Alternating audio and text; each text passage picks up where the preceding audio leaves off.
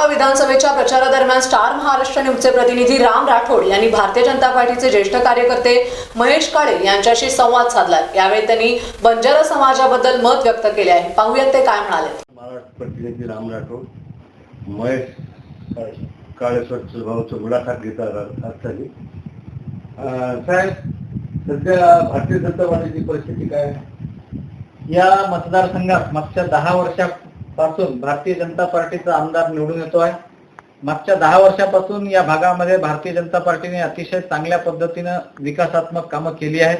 जी मागच्या 60 वर्षात या मतदारसंघामध्ये झाली नव्हती अशी कामं या मतदारसंघात भारतीय जनता पार्टीने केलेली आहे।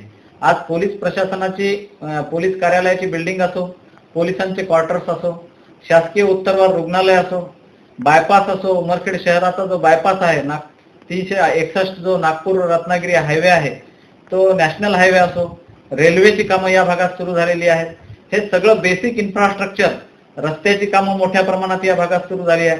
बेसिक इन्फ्रास्ट्रक्चरची कामं मागच्या 10 वर्षात भारतीय जनता पार्टीने या मतदारसंघात मोठ्या प्रमाणावर केलेली आहे। त्यामुळे या ठिकाणी याही निवडणुकीत भारतीय जनता पार्टीला मतदार मोठ्या प्रमाणावर मतदान करून या ठिकाणी भारतीय जनता पार्टीचा उमेदवार निवडून देतील। भारतीय जनता पार्टीने अतिशय सामान्य कुटुंबातील माणसाला तिकीट देऊन त्यांना लोकप्रतिनिधी करण्याची परंपरा याही वेळा जोपासली आहे। उत्तमरावजी इंगळे असतील, त्यानंतर राजेंद्रजी नजरधने असतील, त्यानंतर नामदेवरावजी ससाने असतील आणि आता किसनराव वानखेडे, म्हणजे सर्वसामान्य कुटुंबातल्या माणसाला नेतृत्वाची संधी देण्याचं काम भारतीय जनता पार्टीने या ठिकाणी केलेलं आहे। या उलट या ठिकाणी काँग्रेसचे जे उमेदवार आहेत, काँग्रेसला या ठिकाणी उमेदवार मिळाला नाही, त्यांना बाहेरून आयात करावा लागला उमेदवार। त्या उमेदवारावर आजच भ्रष्टाचाराचे आरोप आहेत। त्या उमेदवारावर 420 ज्याला म्हणजे फसवणुकीचा गुन्हा म्हणतात, असा फसवणुकीचा गुन्हा देखील दाखल आहे।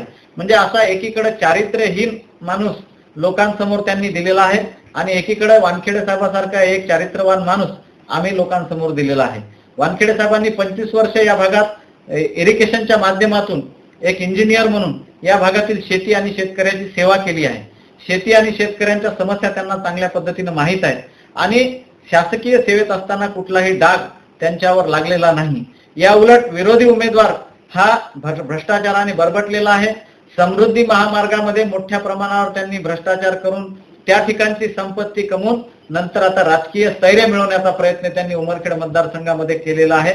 त्यांचा हा प्रयत्न केविलवाणा ठरेल आणि या ठिकाणाहून मतदार त्यांना नक्कीच वापस पाठवतील एवढी आम्हाला या ठिकाणी खात्री आहे। किसनराव वानखेडे पहिले काँग्रेसमध्ये होते, बीजेपी मध्ये येण्याचं कारण काय? भारतीय जनता पार्टी नेहमी चांगल्या माणसाच्या शोधात असते। या ठिकाणी किसनरावजी वानखेडे यांना राजकारणामध्ये स्वर्गीय अनंतराव देवसरकर यांनी आणलं। त्यांनी राजीनामा द्यावा असं अनंतराव देवसरकर यांनीच त्यांना सांगितलं। अनंतराव देवसरकर हे एक चारित्र्यवान राजकीय नेतृत्व होतं या भागाचं। त्यांनी सांगितल्यामुळं देवसरकर साहेबांवर विश्वास ठेवून त्यांनी राजीनामा दिला, पण काँग्रेसच्या अंतर्गत राजकारणामुळे देवसरकर साहेब त्यांना तिकीट देऊ शकले नाही।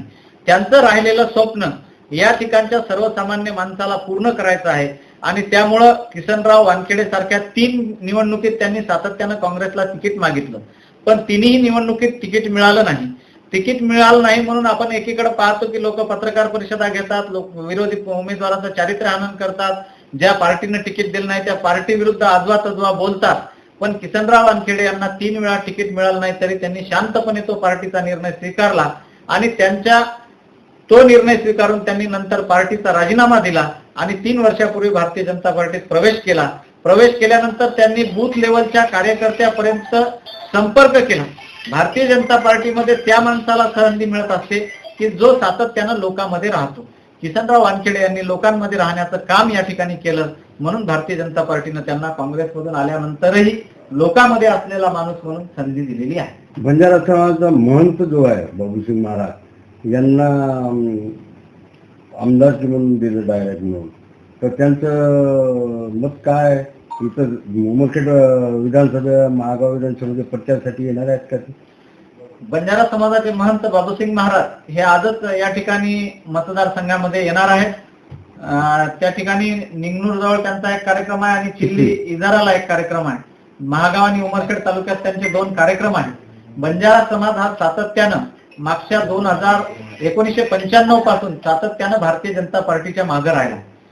भारतीय जनता पार्टीशी त्यांनी सातत्यानं विश्वास दाखवलेला आहे। या विश्वासामुळे भारतीय जनता पार्टीने मागच्या 6 वर्षामध्ये माननीय निलयभाऊ नाईक आणि आता महाराजांना या ठिकाणी विधान परिषदेची संधी दिली आहे. या उलट काँग्रेसने संपूर्ण राज्यामध्ये एकाही ठिकाणी बंजारा समाजाला उमेदवारी दिलेली नाही. हा बंजारा समाजावर केलेला त्यांनी अन्याय आहे. या ठिकाणी एक घटना मी तुम्हाला सांगितली पाहिजे की बंजारा समाजाचे तालुका अध्यक्ष म्हणून रमेशरावजी चव्हाण यांची निवड झाली होती काँग्रेसचे तालुका अध्यक्ष म्हणून. त्यांची निवड एका आठवड्यात रद्द करण्याचं काम सुद्धा या ठिकाणी काँग्रेसनं केलेलं आहे. म्हणजे काँग्रेस या ठिकाणी राजकीय दृष्ट्या बंजारा समाजाचा कसा द्वेष करतो याचे 2 उदाहरणं मी तुम्हाला दिलेली आहेत.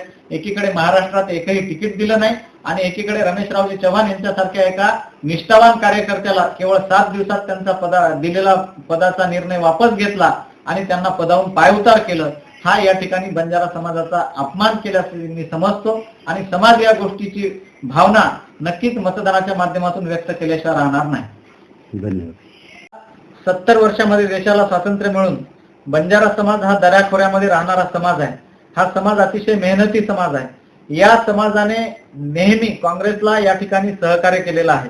पण मागील 30-40 वर्षात काँग्रेसने या समाजाकडे पूर्ण दुर्लक्ष केलं आहे. या उलट बंजारा समाजाची काशी म्हणून ओळखल्या जाणाऱ्या जे पोहरादेवी संस्थान आहे, या पोहरादेवी संस्थानमध्ये देशाचे पंतप्रधान पहिल्यांदा या ठिकाणी आले. माननीय नरेंद्रभाई मोदी यांनी त्या ठिकाणी नंगारासारखी एक संस्कृती निर्माण केली की जे बंजारा समाजाचं संपूर्ण इतिहास दर्शवणारी संस्कृती आहे की जगाला माहित होईल की बंजारा समाजाचा इतिहास असा आहे. आता जग पोहरादेवीला यासाठी येईल की बंजारा समाजाच्या संस्कृतीचा अभ्यास करण्यासाठी जगातले वेगवेगळे विद्वान लोक पोहरादेवीला येतील आणि या पोहरादेवीला एक मोठं काशीचं महत्व आहे. बंजारा समाजाची काशी म्हणून हे ओळखले जाते. त्या बंजारा समाजाच्या काशीचा संपूर्ण विकास माननीय देवेंद्रजी असो, माननीय एकनाथभाई शिंदे असो, माननीय अजितदादा असो किंवा आपल्या देशाचे पंतप्रधान नरेंद्रभाई मोदी यांनी वेगवेगळ्या योजनांच्या माध्यमातून या बंजारा समाजाच्या काशीचा संपूर्ण विकास केला आहे. हा विकास या ठिकाणी बंजारा समाजाला निश्चितच भावलेला आहे आणि आज त्यामुळेच बंजारा समाज मोठ्या प्रमाणावर भारतीय जनता पार्टीच्या बाजूने आहे. या उलट बंजारा समाजाची मागच्या 70 वर्षामध्ये वेगवेगळ्या स्टेटमध्ये बंजारा समाज आहे पण त्यांना एक आरक्षण संपूर्ण देशात नाही आहे. त्यांना कुठं ओबीसीचं आरक्षण आहे, कुठं व्हीजेएनटीचं आहे, कुठं एसटीचं आहे. असं त्या समाजाची हेळसांड प्रत्येक जागी होताना आपल्याला दिसत आहे. हा समाज खऱ्या अर्थानं जर महाराष्ट्रातला समाज प्रगतीवर न्यायचा असेल तर यांना देखील एका वेगळ्या पद्धतीने यांच्या आरक्षणाचा पुनर्विचार होणं अतिशय आवश्यक आहे आणि भारतीय जनता पार्टीच्या मागे हा समाज आल्यापासून या समाजाला म्हणजे विकासाच्या मुख्य धारेत आणण्याचं काम भारतीय जनता पार्टीने या ठिकाणी केलेलं आहे आणि याही पुढे करत राहू याबद्दल आम्हाला खात्री आहे. या ठिकाणी आपले बाबूलाल महाराज असो किंवा बाजूच्या नांदेड जिल्ह्यामध्ये सुद्धा बंजारा समाजाला तिकीट भारतीय जनता पार्टीनं विधानसभेचं दिलेलं आहे डॉक्टर पवारच्या माध्यमातून. तर अशा पद्धतीनं नेहमी बंजारा समाजाच्या पाठीशी सक्षमपणे उभं राहण्याचं काम भारतीय जनता पार्टी या ठिकाणी करते आहे. म्हणून या निवडणुकीत बंजारा समाज देखील भारतीय जनता पार्टीच्या मागे ताकदीने उभा राहणार आहे. Ram Rathod, star Maharashtra news, Umarkhed, दराठी.